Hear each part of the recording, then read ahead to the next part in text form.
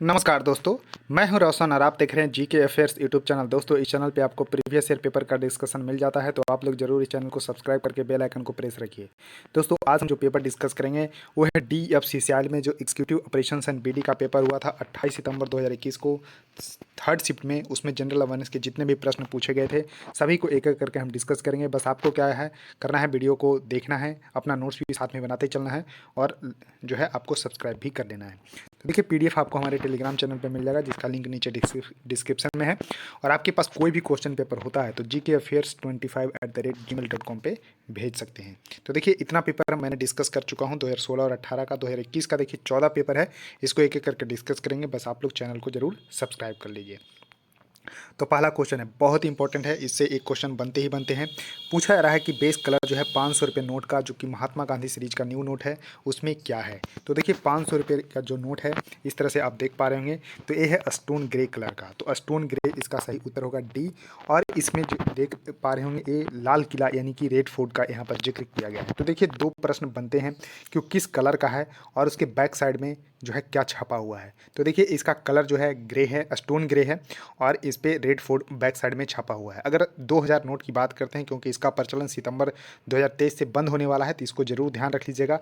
2000 के नोट का जो कलर है मैजेंटा है, और बैक साइड में जो है मंगलयान मिशन का जो यहाँ पर छपा हुआ है। और उसके बाद हम 100 रुपये की नोट की बात करते हैं, तो रानी की बाव छपी हुई है बैक साइड में, और इसका कलर है लेवेंडर। तो देखिए, 3 नोट को मैंने बताया है, ध्यान रखिएगा। 500 रुपये का नोट का कलर स्टोन ग्रे है, रेड फोर्ट छपा हुआ है, मैजेंटा कलर है। 2000 रुपये नोट का मंगलयान छपा हुआ है। 100 रुपये की नोट रानी की बाव पीछे छपी हुई है और लेवेंडर कलर की है। और बाकी अदर नोट को आप अपने ज़रूर जो है देख लीजिए कि कौन सा कलर का है और उसका जो है बैक साइड में क्या छपा हुआ है, तो इसको ध्यान रखिएगा। अब देखिए, नेक्स्ट क्वेश्चन आपके सामने है कि पार्ट 9 भारतीय संविधान का किसका उल्लेख करता है। तो देखिए, शुरू में पंचायत का जिक्र नहीं किया गया था, लेकिन यहाँ पर 73rd कॉन्स्टिट्यूशनल अमेंडमेंट 1992 में किया गया, यानी कि 73वां संविधान संशोधन 1992 में किया गया, जिसके तहत अनुच्छेद 243 से लेकर 243 वो तक जोड़ा गया, और इसमें जो है पंचायत का जिक्र किया गया है। तो पंचायत इसका सही उत्तर होगा। और 74th यानी कि 74वां संविधान संशोधन 1992 में ही किया गया, जिसके तहत जो है नगर पालिकाएँ का जिक्र किया गया था। तो इसका करेक्ट उत्तर होगा पंचायत। इसको जरूर ध्यान रख लीजिएगा, इंपॉर्टेंट है। उसके देखिए, नेक्स्ट क्वेश्चन है कि भारत के किस राज्य ने प्रमुख राज्यों की श्रेणी में इंडिया इन्वेशन इंडेक्स 2.0 में प्रथम रैंक हासिल किया है। तो सबसे पहले आपको पता होना चाहिए कि इंडिया इन्वेशन इंडेक्स जारी कौन करता है। तो इंडिया इन्वेशन इंडेक्स नीति आयोग और इंस्टीट्यूट फॉर कम्पिटिटिवनेस जो है जारी करती है। कौन जारी करती है?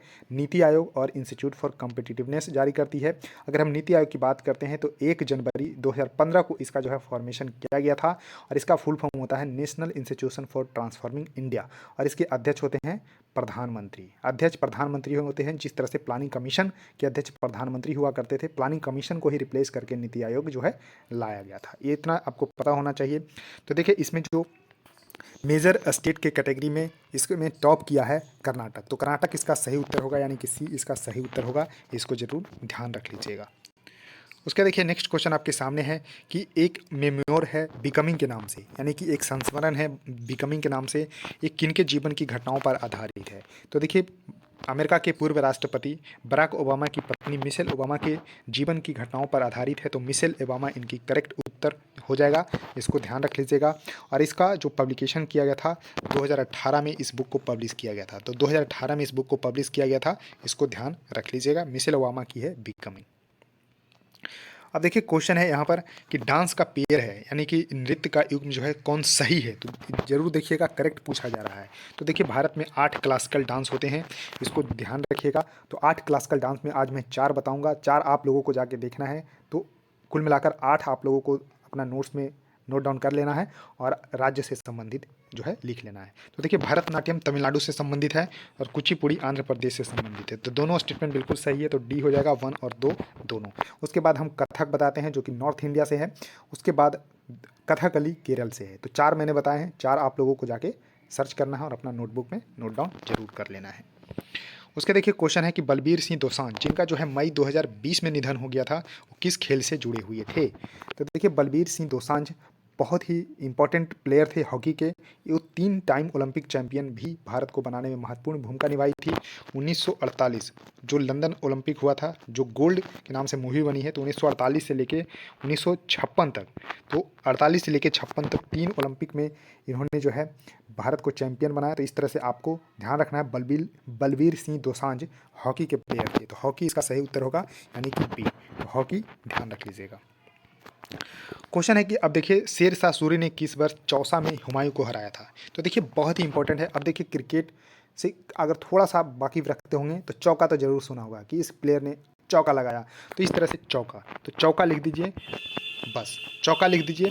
उसके बाद देखिए यहाँ पर 1539, पहले 39 आएगा, फिर 1540 आएगा।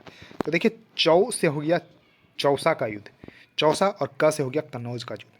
तो देखिए 2 लड़ाई आपको एकदम याद होगा हमेशा के लिए, मेरा मानिए, क्योंकि मैं अभी तक नहीं भूला हूँ, करीब 5-6 साल पहले पढ़ा था। तो चौका यानी कि चौसा और कन्नौज लड़ा कब गया, 1539 1540। 2 चीज़ आपको याद हो गया। लड़ा कौन कौन, तो देखिए शेर शाह सूरी और हुमायूं लड़ा, और दोनों में विजयी कौन रहा, तो शेर शाह सूरी। यानी कि शेर शाह सूरी ने किस वर्ष चौसा में हुमायूं का हराया था, तो 1539 इसका सही उत्तर होगा। यहाँ पर चौसा की जगह अगर कन्नौज होता तो 1540 हो जाता। बाकी शेर शाह सूरी ने दोनों लड़ाई में हुमायूं को हरा दिया था। तो इस तरह से आपको ध्यान रख लेना है। क्या ये ट्रिक मज़ेदार लगा, कमेंट सेक्शन में ज़रूर बताइएगा। इस तरह से बीच में ऐड करते रहेंगे। अब देखिए क्वेश्चन है कि इंग्लैंड बनाम भारत टेस्ट सीरीज 2021 का तीसरा मैच कहाँ हुआ था। तो देखिए जो अहमदाबाद के मोटेरा स्टेडियम, जिसका नाम अब नरेंद्र मोदी स्टेडियम हो गया है, वहाँ पर खेला गया था। तो अहमदाबाद इसका सही उत्तर होगा। तीसरा मैच, इसको ध्यान रख लीजिएगा।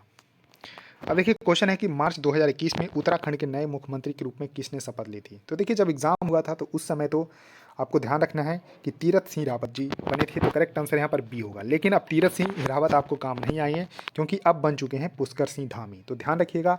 न्यू सीएम की बात करते हैं तो पुष्कर सिंह धामी है। न्यू गवर्नर की बात करते हैं तो गुरमीत सिंह है। तो पुष्कर सिंह धामी और गुरमीत सिंह, 2 आपको ध्यान रख लेना।